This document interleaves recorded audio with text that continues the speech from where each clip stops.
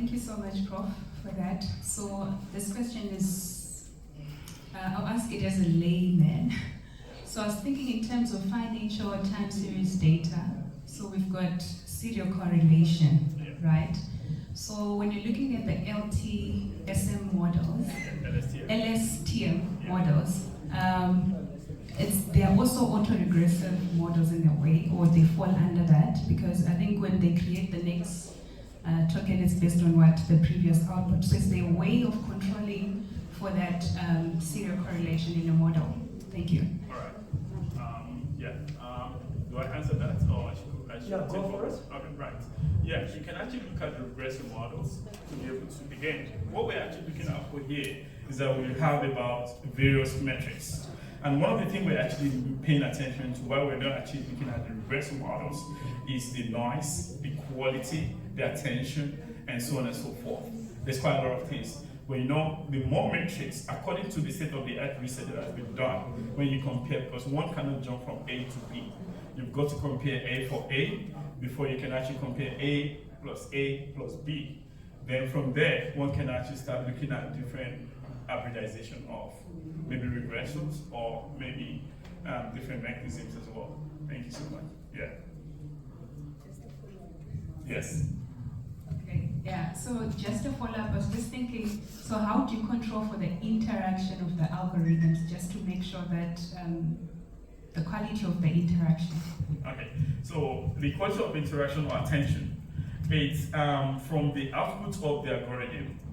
When you, I don't know if you saw the jargons I was talking about in about a few minutes ago, because I wouldn't want to bore a lot of people. So when you look at these particular area segmentations, there's quite a lot of architectural output that one can actually be able to deduce from here. So from here, this is where we get to now know what exactly we're actually looking out for in case we can now build upon. All right. Okay. Anybody with a question? And thank you for that question, and hopefully it's one of those things that we're actually looking more for to expand more. If you look at the recommendation, there's quite a lot of things, because in our recommendation, research doesn't finish. Every day, every week, we actually look at different areas, looking at the ability to focus more on virtual region, improving interpretability, and so on and so forth. All right, thank you so much, and I enjoyed the session. Maybe just one question from Yes, me. sir. So you said this is state of the art, but I'm looking. Did you compare this to the latest model, like say from Google's? Yeah, we did. Gemini 3.1, because no, actually Gemini Flash 3.0 model. All right. For Gemini Flash 3.01, those are actually, I call it, you can't actually, they're actually a very good platform and also models that one can look out for. But with these ones, there's quite specific algorithms that you go to compare before you go. With all these Gemini and all these various ones, you find out that most of them are actually competing against each other at the moment. Because for now, we can't, in the AI space, you can't just generalize and just say you want to jump into those ones. You've got to establish foundation very well with your results. Then once this is actually gone through from conference to journal and is approved, then we can now start competing with those ones. And that's when I said to people that in the next 2 to 3 years, AI will be competing over AI. For now, everybody's just trying to make sure they have a very strong foundation in those areas. Oh, okay. And maybe last question. Yeah. I see that you used BADA now instead of Luong's multiplicative. What was the reason for that? I know the efficient that comes with additivity, but the multiplicative element that comes from Luong also provides some serious efficiency for your computational capability. Right. So if you look at some of these things, I built these gaps from the literatures.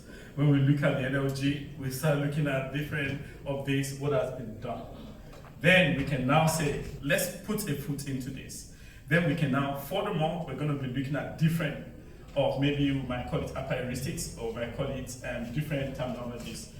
But the future research is going to be taken into that with this. But for now, we're still in the preliminary until when we actually establish. And by the way, we actually built some AI models already and applications that are actually working at the moment, and so some varsities are already using them. Okay. There is one, I don't know if you guys know about Julius AI, but I'm not the builder of that. But those models, we also work with a lot of guys from different countries in some of these things, and those are some of the research that we actually do, the hands-on and practical ones. Okay. No, thank you so much, Prof, for that mouthful presentation. And we move on to our next presenter. Thank you. Lifting hands.